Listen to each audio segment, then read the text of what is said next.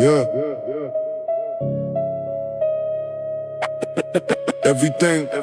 Everything I believed started bending at once. Like the truth and the lie started trading at fronts. I couldn't tell difference between real and design.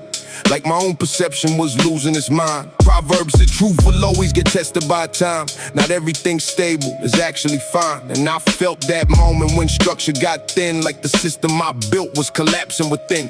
Every thought I once trusted started questioning back. Like my logic was folding and losing its track. And I stood in confusion but stayed in the space, watching certainty vanish without any trace. Now I'm breaking down meaning I used to accept. Every layer of thought got examined and checked. And I realized delusion don't scream when it falls. It just quietly vanishes behind mental walls. It's a wall with perception, not physical pain, where your certainty fractures inside of your brain. And Proverbs reminded me wisdom will show. What you thought was your truth might be something you don't know. So I question my memory choices, insight. Every angle I viewed had a different rewrite. And I learned that confusion is part of the gate before clarity comes and resets your state. Now what's standing in the aftermath?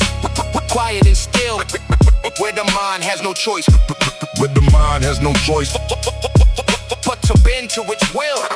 Now I stand in the aftermath, quiet and still, where the mind has no choice but to bend to its will. And I carry that moment like fire and thought, where everything false finally gets overthrown. Nothing stable survives when perception decays, but the truth that remains starts reshaping your ways. And I learned that collapse isn't ending at all. It's the breaking of what wasn't real to recall. So I move through the silence with sharper design, not trusting the surface but testing the mind. Because truth don't arrive without shaking your core. It destroys what you knew to rebuild you once more.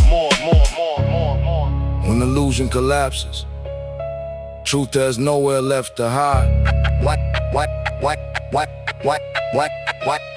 illusion?